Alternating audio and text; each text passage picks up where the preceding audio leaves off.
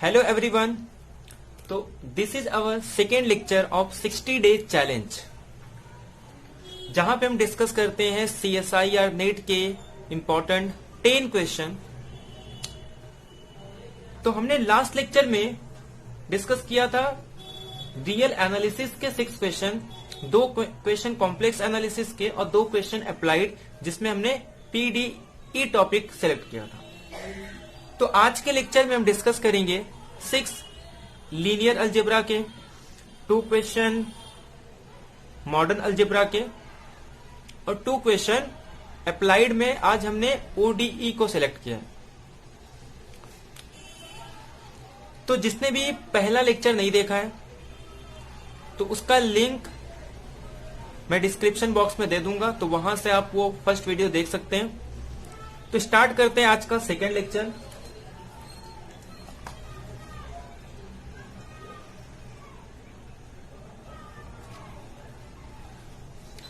तो ये question number 11।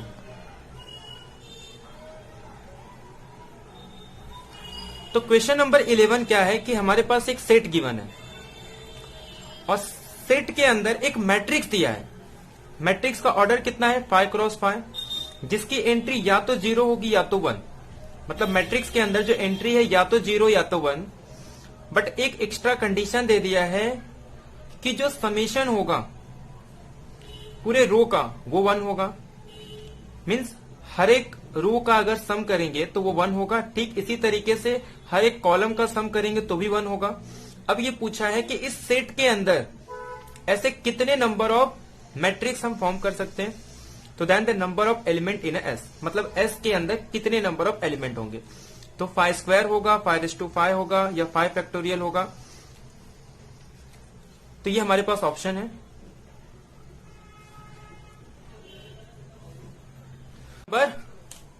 तो स्टार्ट करते हैं क्वेश्चन नंबर 1।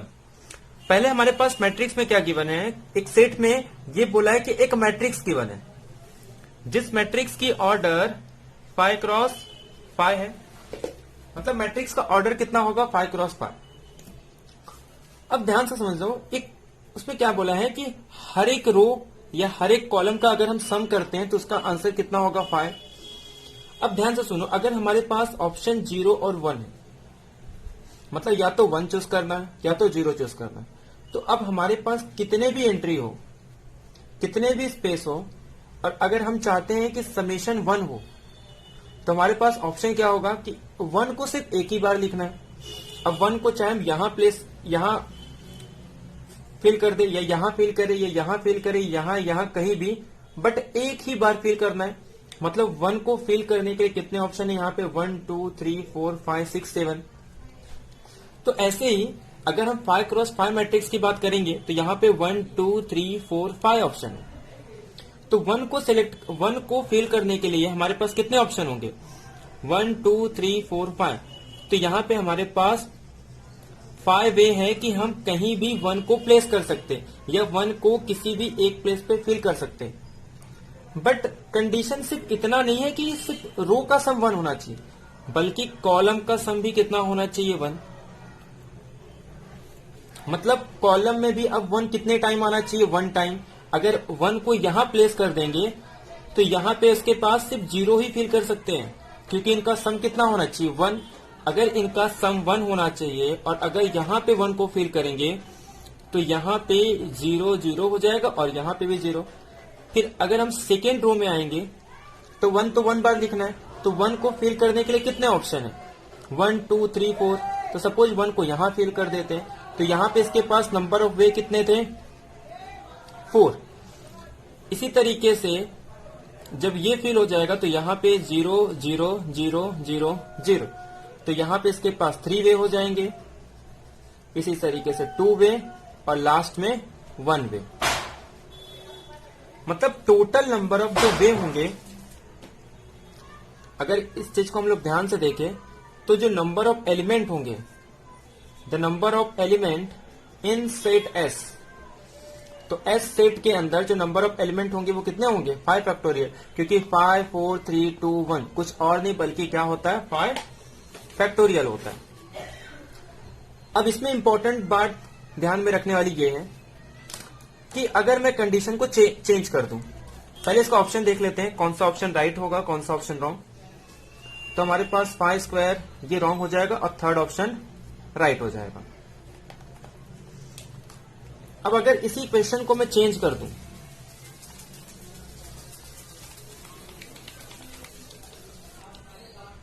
यहां पे कंडीशन हमारे पास रो और कॉलम दोनों में थी। सपोज इस कंडीशन को मैं चेंज करके सिर्फ इतना कहूं कि A I J summation for all I, means हमारे जो रो होगा उसका सम कितना होना चाहिए 1, तो इसका आंसर कितना होगा। तो ध्यान सुनना, तो यहां पे 1 2 3 4 5 ऑप्शन है। सपोज 1 को यहां प्लेस कर देंगे तो यहां पे क्या प्लेस करना है 0 0। तो अब यहां पे कॉलम के लिए कोई कंडीशन नहीं है, मीन्स जब हम सेकेंड रो को फिर से सिलेक्ट करेंगे तो यहां पे फिर से 1 को रखने के कितने ऑप्शन होंगे 1 2 3 4 5। तो 1 को कहीं भी एक जगह प्लेस कर सकते हैं।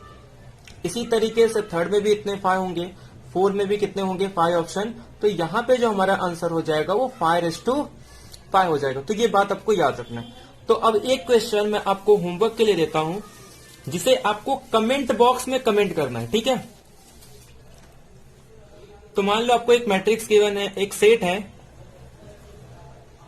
ये आप सभी को कमेंट बॉक्स में कमेंट करके बताना कि इसके अंदर वो सारे मैट्रिक्स होंगे जिसमें कंडीशन ये है कि एक मैट्रिक्स है जिसका ऑर्डर है सपोज 9x9, मैट्रिक्स का ऑर्डर 9x9 है और मैट्रिक्स की जो एंट्री होगी ए I J is equal to या तो 0 या तो 1, और एक कंडीशन कि summation A I J where J vary होगा फॉर ऑल आई, इसी तरीके से summation A I J for all J.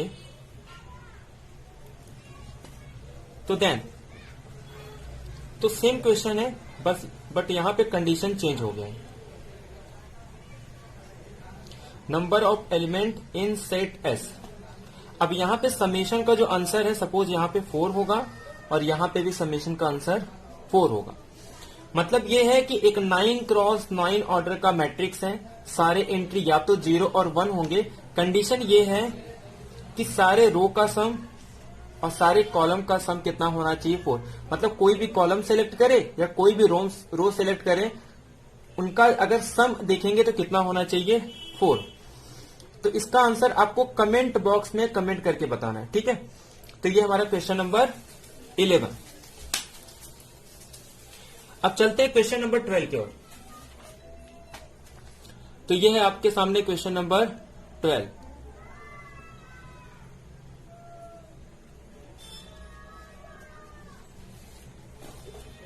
तो आप देख सकते हैं क्वेश्चन नंबर 12 में क्या किया है। तो हमारे पास गिवन है, सबसे इंपॉर्टेंट जितने भी इसमें गिवन है वो सबको नोट करना है। पहला कंडीशन ये है कि एक डिटरमिनेंट है जो कि नॉन जीरो है, और आपको सेकंड गिवन याद रखना है कि n की वैल्यू ग्रेटर देन 2 है। अब इसमें 4 ऑप्शन दिए हैं कि डिटरमिनेंट अगर 0 होगा तो क्या रैंक उसकी 0 होगी। सेकेंड ऑप्शन ये है कि डिटरमिनेंट अगर 1 है तो क्या rank not is equal to 1। इसका मतलब यहां पे रैंक है, अगर रैंक 1 है तो क्या डिटरमिनेंट नॉन जीरो होगा, अगर रैंक n है तो क्या determinant not is equal to 1। तो अब आपको कुछ रिजल्ट याद रखना है। मान लो A एक n×n का मैट्रिक्स है,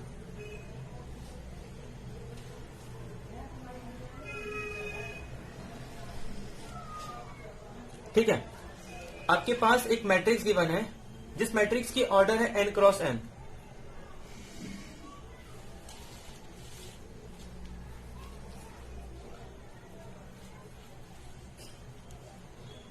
सपोज मान लो आपको एक मैट्रिक्स दिया है और मैट्रिक्स का ऑर्डर है n×n।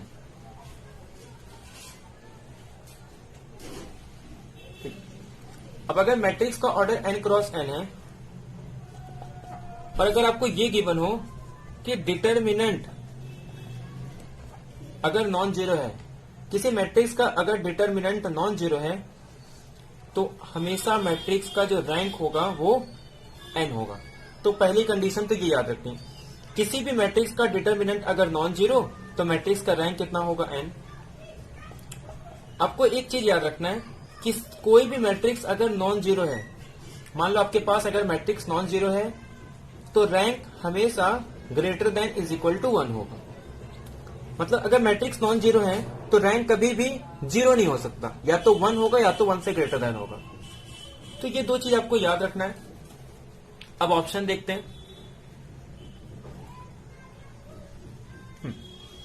पहला ऑप्शन क्या कह रहा है कि डिटरमिनेंट अगर जीरो है तो क्या रैंक जीरो हो सकता है।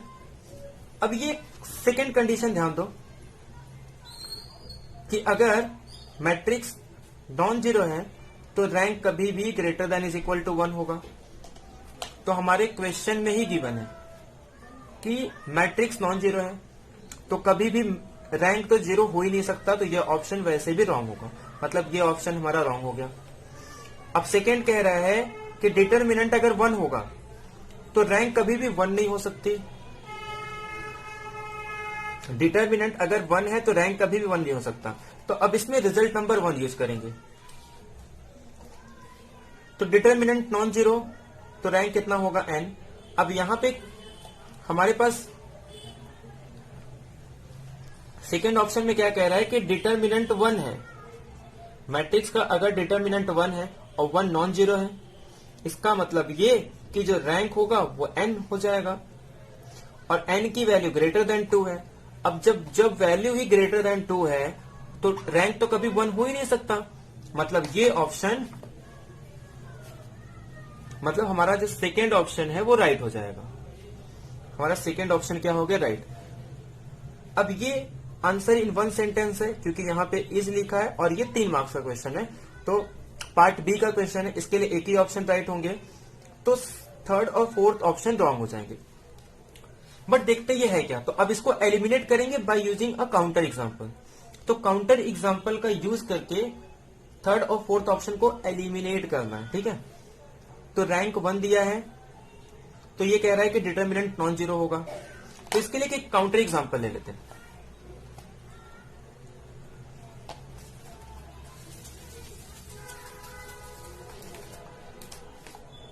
तो आपको इन जनरल मैट्रिक्स लेना है। अब किसी भी ऑर्डर का मैट्रिक्स ले लो। एक काम करो, यहां पे एंट्री 1 ले लो, ठीक है। यहां पे एंट्री 1 ले लो और बाकी सारे एंट्री 0। अब चाहे ये 3x3 ऑर्डर का हो, चाहे 4x4 ऑर्डर का हो, चाहे 5x5 ऑर्डर का है। सपोज हमने यहाँ पे ये मैट्रिक्स ले लिया 5x5 ऑर्डर का। अब अगर इसका रैंक निकालेंगे तो रैंक तो इसका 1 होगा क्योंकि इसके पास एक ही नॉन जीरो रो है। बट इसका अगर डिटरमिनेंट निकालेंगे तो सिंपल सा रूल है, किसी भी रो या कॉलम में अगर सारे एंट्री 0 या फिर किसी भी 2 और रो कॉलम में सारे एंट्री सेम, तो डिटरमिनेंट जो मैट्रिक्स का होता है वो तो 0 हो जाता है। बट ये कह रहे हैं कि अगर मैट्रिक्स का रैंक 1 है तो डिटरमिनेंट हमेशा नॉन जीरो होगा। बट ये ऑप्शन से ये एलिमिनेट हो जाएगा। ठीक इसी तरीके से फोर्थ ऑप्शन में ये कह रहा है कि किसी मैट्रिक्स का अगर रैंक n होगा तो determinant not is equal to 1। उस मैट्रिक्स का डिटरमिनेंट 1 नहीं होगा। अब एक बात बताओ, अगर आइडेंटिटी मैट्रिक्स लेंगे तो आइडेंटिटी मैट्रिक्स का रैंक कितना होता है? आइडेंटिटी मैट्रिक्स का रैंक n होता है, बट अगर उसका डिटरमिनेंट निकालेंगे तो 1 हो गया। तो आइडेंटिटी मैट्रिक्स से हमारा फोर्थ ऑप्शन भी एलिमिनेट हो गया। तो हमेशा आपको याद रखना है, मैट्रिक्स के अंदर 2 मैट्रिक्स काफी इंपॉर्टेंट होते हैं। एक मैट्रिक्स होता है 0, तो 0 मैट्रिक्स से आपके बहुत ऑप्शन एलिमिनेट होते हैं, और एक सेकेंड होता है हमारा आइडेंटिटी मैट्रिक्स।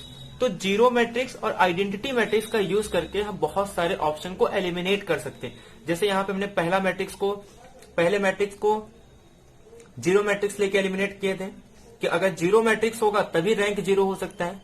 अगर मैट्रिक्स 0 नहीं है तो मैट्रिक्स का रैंक कभी भी 0 नहीं हो सकता है। तो पहला ऑप्शन एलिमिनेट हो गया, और फोर्थ ऑप्शन को हमने आइडेंटिटी मैट्रिक्स का यूज करके से डिस्प्रूव किया। अब क्वेश्चन नंबर 3 में हमारे पास एक xi दिया है जो कि प्रिमिटिव फिफ्थ रूट है। Fifth root of unity given है और एक मैट्रिक्स गिवन है, और उसके बाद एक वेक्टर को डिफाइन किया है वेक्टर को इस तरीके से डिफाइन किया है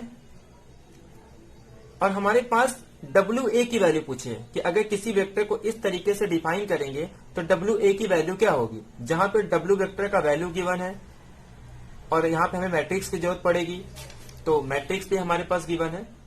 तो मैट्रिक्स का और इस वेक्टर का यूज करके हमें WA की वैल्यू निकालनी। तो देखते हैं इसे कैसे करेंगे। बहुत ही सिंपल है।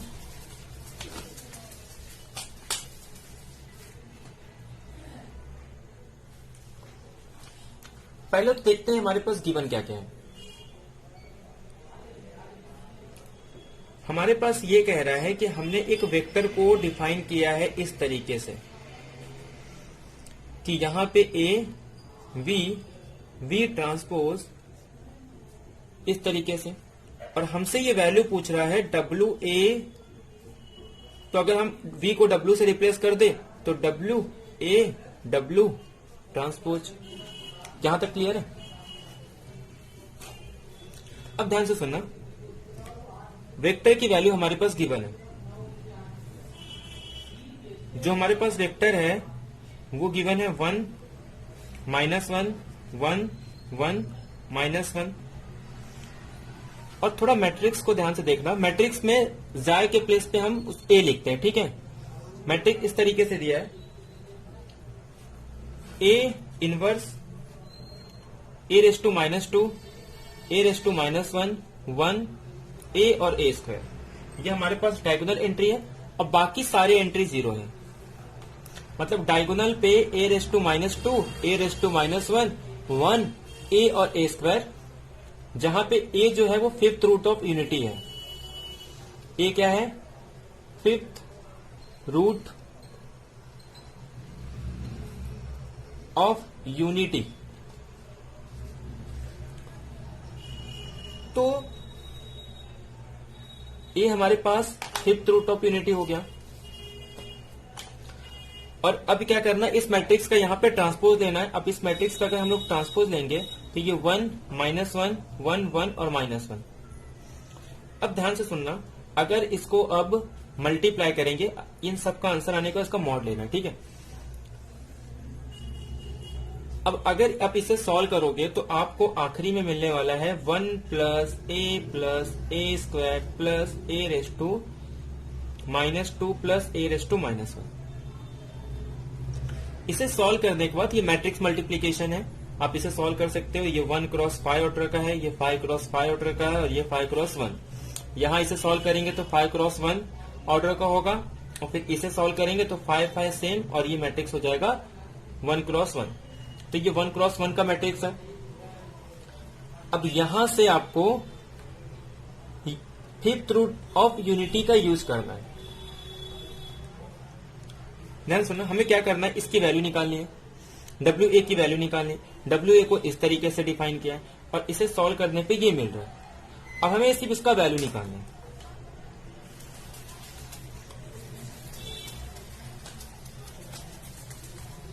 अभी बहुत ही सिंपल है, कुछ नहीं करना है। W raise to 5 is equal to 1।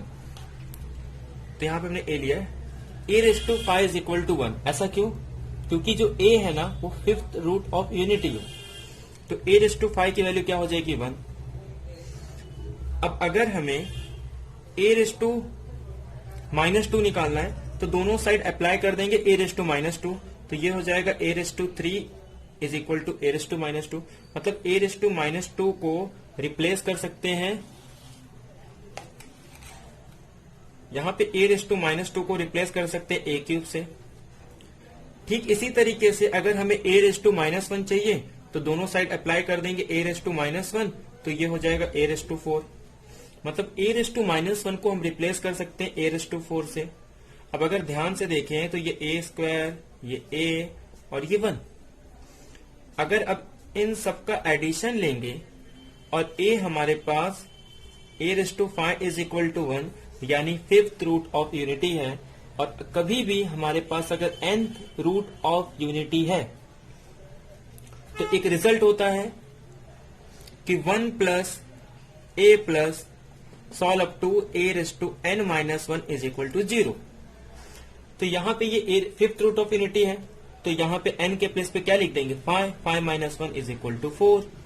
मतलब 1 से लेके a⁴ तक का आंसर कितना होगा 0। अब 0 का मॉड लेंगे तो भी 0 हो जाएगा और उसका रूट लेंगे तो भी 0, मतलब हमारा आंसर हो जाएगा 0। तो अगर हम ऑप्शन में देखें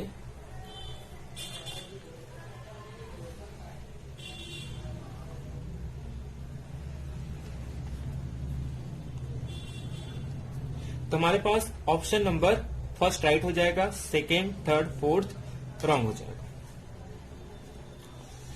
अब क्वेश्चन नंबर 4 में दिया है एक डायमेंशन निकालना। ये डायमेंशन का क्वेश्चन है, कुछ नहीं है, सिमेट्रिक मैट्रिक्स का डायमेंशन पूछा है कि the dimension of the vector space of all symmetric matrix of order n cross n where n is greater than is equal to 2 with real entry, but इसमें एक एक्स्ट्रा कंडीशन दिया है। और वो कंडीशन ये है कि जो ट्रेस होगा वो 0 के इक्वल होगा। तो डायमेंशन निकालना है सिमेट्रिक मैट्रिक्स का, और एक कंडीशन और ऐड है कि वो मैट्रिक्स की जो ट्रेस है वो कितना होगा, ट्रेस इज इक्वल टू 0। अब आपको डायमेंशन का डेफिनेशन बता देता हूं। जैसे मान लो आपको एक वेक्टर दिया है, ठीक है, एक मैट्रिक्स है ABCD। अब अगर इस मैट्रिक्स का डायमेंशन निकालना तो हम क्या करेंगे, इसे ऐसे लिख सकते हैं,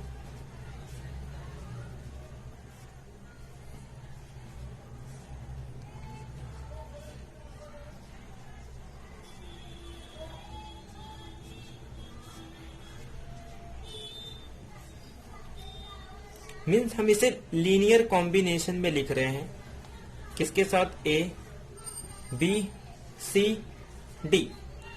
तो ये हमारे पास बेसिस हो गया। सपोज बेसिस का वेक्टर नंबर 1, 2, 3 और 4। तो ये बेसिस, जितने नंबर ऑफ बेसिस होंगे उतने इसके डायमेंशन होते हैं। तो यहाँ पे कितने नंबर ऑफ बेसिस है, 1, 2, 3, 4। मतलब इस मैट्रिक्स का जो डायमेंशन होगा वो कितना हो जाएगा, 4। अगर A B C D सारे क्या है, आपस में डिस्टिंक्ट है, यानी कि अलग अलग है।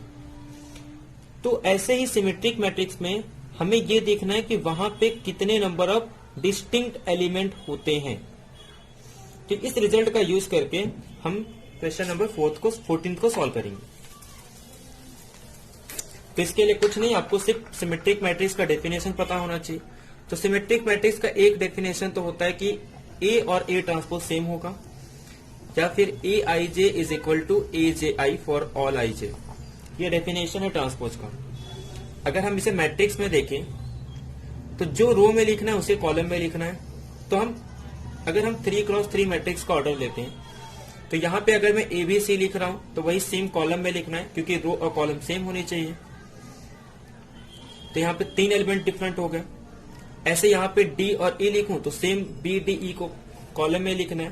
तो यहाँ पे मेरे पास एक चॉइस है कि मैं डिफरेंट लिख सकता हूँ। तो आपको काउंट करना है यहाँ पे डिस्टिंक्ट एलिमेंट कितने हैं, A B C।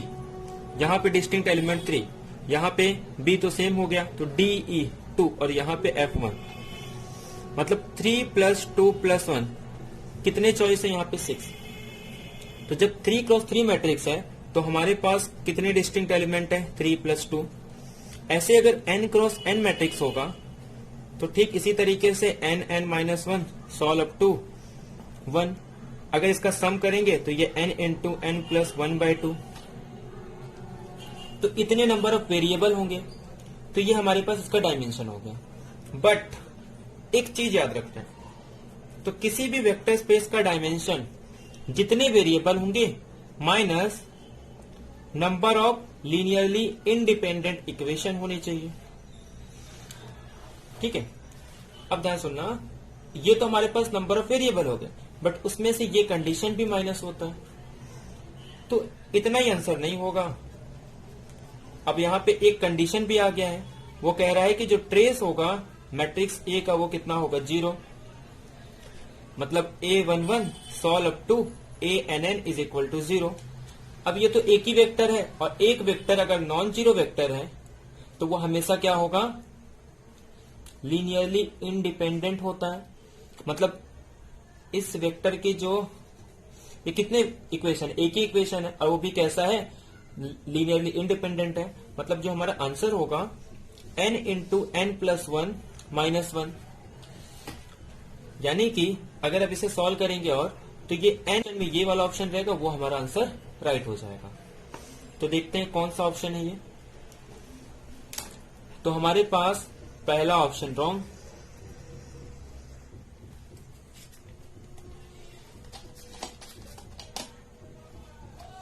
तो पहला ऑप्शन रॉन्ग हो जाएगा, सेकंड ऑप्शन राइट। ठीक इसी तरीके से थर्ड ऑप्शन रॉन्ग और फोर्थ ऑप्शन भी रॉन्ग हो जाएगा। तो हमारा सेकंड ऑप्शन राइट हो गया।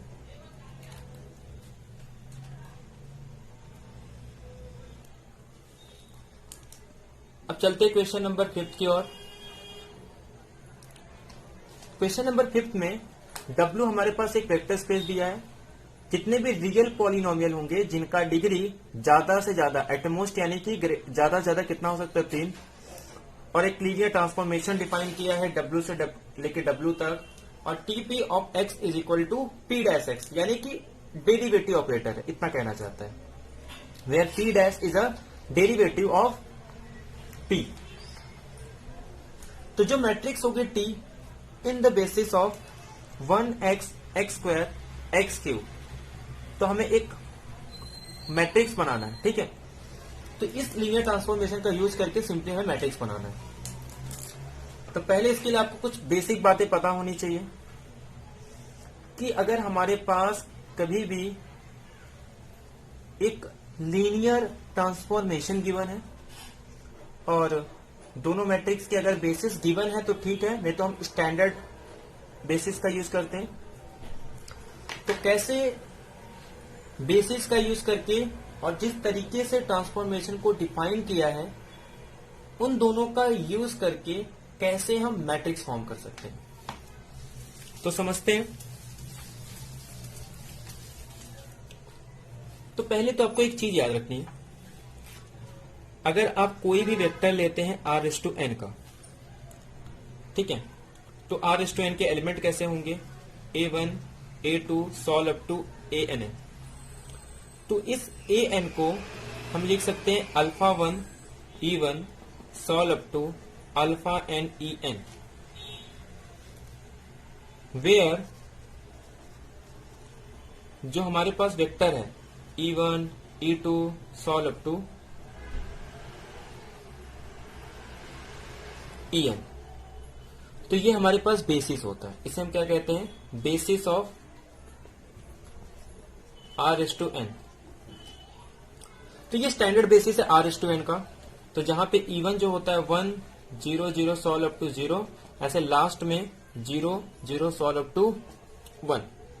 मीन्स अगर हम किसी भी वेक्टर स्पेस को, तो यहाँ पे r⁴n के प्लेस में कोई भी वेक्टर ले सकते हैं, उसके किसी भी एलिमेंट को हम एक्सप्रेस कर सकते हैं as a linear combination of element of basis and scalar where alpha i belongs to r।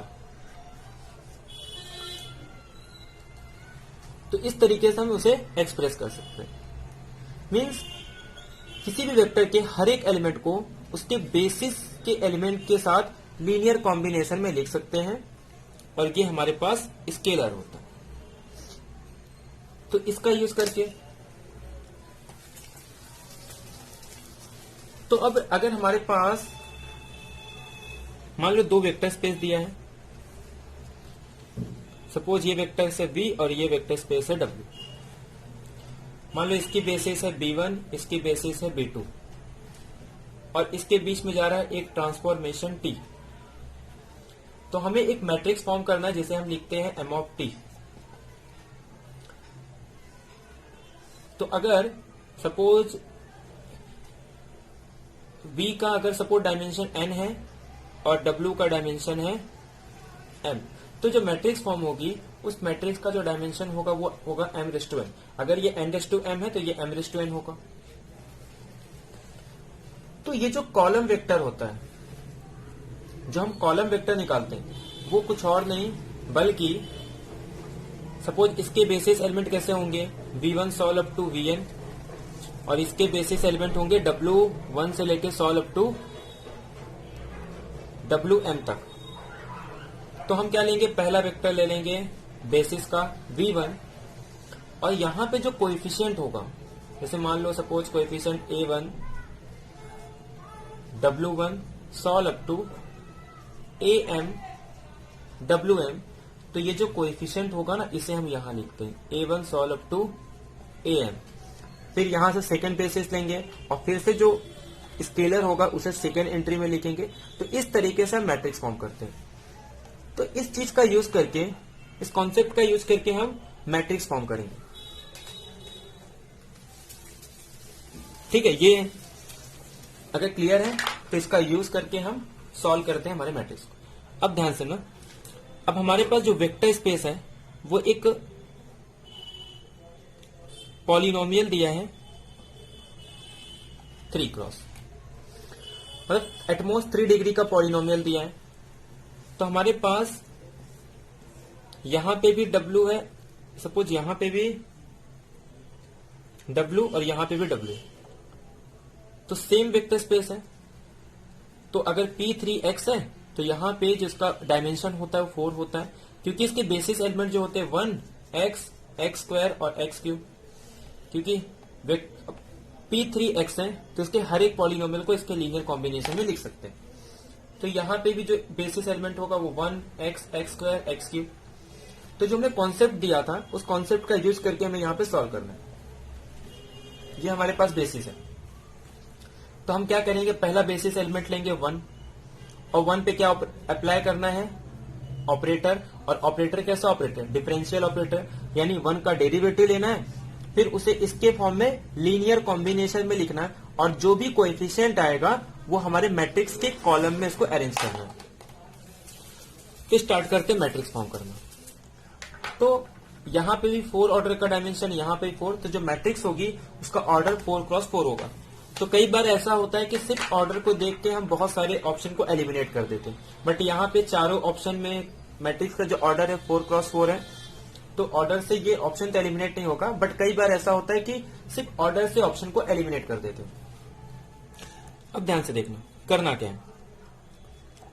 पहला बेसिस लेना है T ऑफ E1, तो T ऑफ E1 हमारे पास बेसिस है 1, और 1 का डेरिवेटिव होता है 0।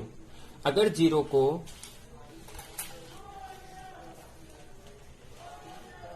ठीक है, अगर हम 0 को लीनियर कॉम्बिनेशन में लिखें तो 0 into 0, 0 into 1, 0 into x, 0 into 0 into 1, 0 into x, 0 into x², 0 into x³। ठीक इसी तरीके से सेकेंड बेसिस लेंगे x, तो x का डेरिवेटिव क्या होगा, क्योंकि जो ऑपरेटर है ना यहाँ पे t जो हमारे पास है वो d dash p of x है।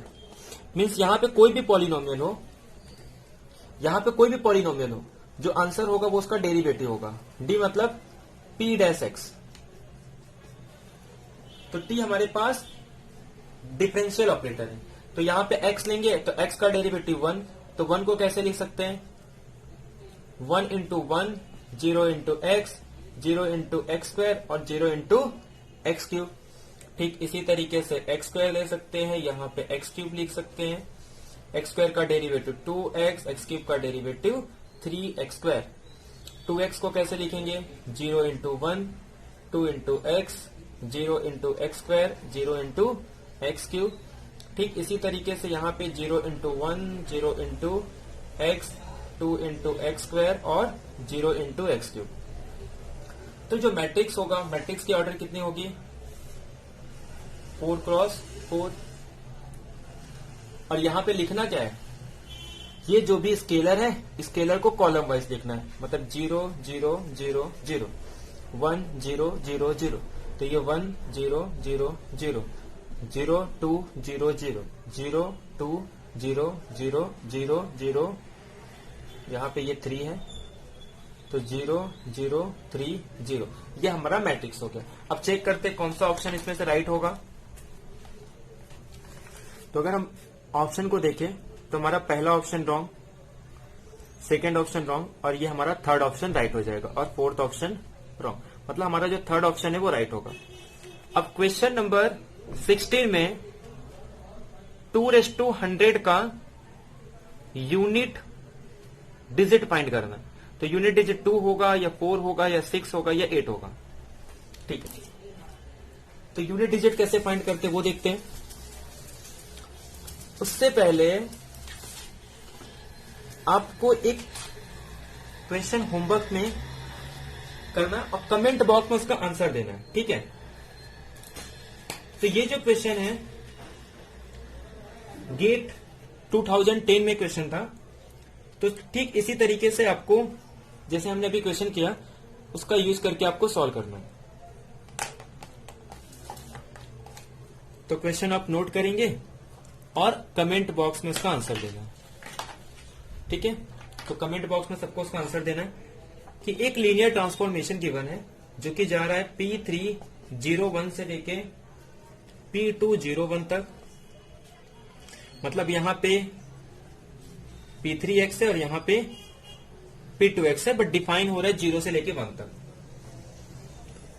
और डिफाइन किया है मैट्रिक्स को डिफाइन बाय P"x और यहां पे P'(x) इस तरीके से डिफाइन किया है। और जो बेसिस है P3x की जो बेसिस होगी, P3x का बेसिस होगा हमारे पास 1x x² x³ और जो P2x का बेसिस है 1x x²। तो आपको मैट्रिक्स फॉर्म करना। तो ठीक उसी तरीके से पहले बेसिस लेना है, वहां पे इस डेफिनेशन को अप्लाई करना है और जो भी आंसर आएगा 1x और x² के लीनियर कॉम्बिनेशन में लिखना है और जो भी उसकी कोएफिशिएंट होगी उसको मैट्रिक्स फॉर्म में रिप्रेजेंट करना है। तो कमेंट बॉक्स में इसका कमेंट करना है और अगर कुछ भी डाउट होगा तो आप कमेंट बॉक्स में कमेंट कर सकते हैं। तो नेक्स्ट लेक्चर में हम पहले डाउट क्लियर करेंगे और उसके बाद फिर लेक्चर स्टार्ट करेंगे। ठीक है, तो ये क्वेश्चन आपको होमवर्क में करना है और आपको कमेंट बॉक्स में सबको इसका आंसर कमेंट करना है। तो ये आपको होमवर्क के लिए। तो ये क्वेश्चन नंबर 2 है जो आपको होमवर्क में मिला है। क्वेश्चन नंबर 1 था डिटर्मिनेंट वाला, जिसमें हमको नंबर ऑफ एलिमेंट फाइंड करने थे। ये क्वेश्चन नंबर 2 है। तो आज का जो हमारा क्वेश्चन नंबर 16 है, सिंपल हमें फाइंड करना है 2:100 का यूनिट डिजिट। क्या फाइंड करना है? Unit digit. अच्छा, यूनिट डिजिट कैसे फाइंड करते हैं? क्या हम 2:100 को लिखेंगे और उसके बाद देखेंगे कि उसका कौन सा आखिरी डिजिट होगा? नहीं, तो यहां पे एक सिंपल सा रूल यूज करते हैं। क्या करना, ध्यान सुनना। 2 का पावर लेते चलो। जैसे 2 का 1 पावर लेंगे तो आंसर आ जाएगा आखिरी डिजिट 2। 2 का सेकेंड पावर लेंगे तो आखिरी डिजिट क्या होगा? 4। 2 का थर्ड पावर लेंगे तो आखिरी डिजिट क्या होगा? 8। 2 का 4 पावर लेंगे 16 तो आखिरी डिजिट क्या होगा? 6। 2/5 लेंगे तो आखिरी डिजिट क्या होगा? 32। अरे 32 तो आखिरी डिजिट क्या होगा? 2। तो ये 2 तो रिपीट हो गया ना, तो हमें एक साइकिल बनाना है। तो ये हमारा साइकिल हो गया। तो अब हम क्या करेंगे, अगर रिमाइंडर हमारा 1 है तो हम कहेंगे उसका लास्ट डिजिट होगा 2। अगर रिमाइंडर 2 है तो हम कहेंगे आखिरी डिजिट क्या होगी या लास्ट डिजिट 4। अगर हमारा रिमाइंडर 3 है तो हम कहेंगे आखिरी डिजिट क्या होगा? 8। और रिमाइंडर हमारा 4 से डिवाइड करने पे 4 यानी कि 0 होगा, तो हम कहेंगे हमारा आखिरी आंसर, हमारा जो आखिरी डिजिट होगा या लास्ट डिजिट वो होगा 6। तो क्या करना है, सिंपल, जब भी आपको 2:100 दिया हो सिंपल 4 से डिवाइड करो और ये 4 से डिवाइड हो जाता है, यानी रिमाइंडर आया 0 और 0 के लिए हमारा आंसर आ जाएगा 6। तो इस तरीके से हम रिमाइंडर निकालते हैं, साइकिल बनाते हैं। तो ये हमारा ऑप्शन, तो देखते हैं हमारा ऑप्शन कौन सा राइट है।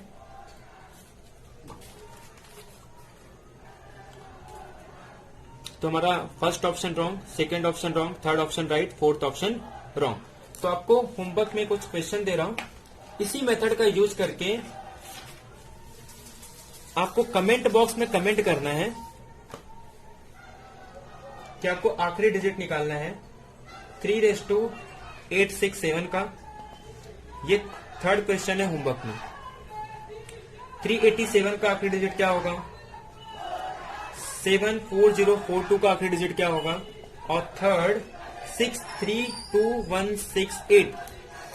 तो आपको इससे सॉल्व नहीं करना है, सिर्फ आपको साइकिल बनाना है, उसे डिवाइड करना है और रिमाइंडर चेक करना है कि जो रिमाइंडर आएगा उसके हिसाब से हमें उसका आखिरी डिजिट फाइंड करना है। तो पहले सबसे पहला स्टेप आपको इसमें साइकिल बनाना है, ठीक।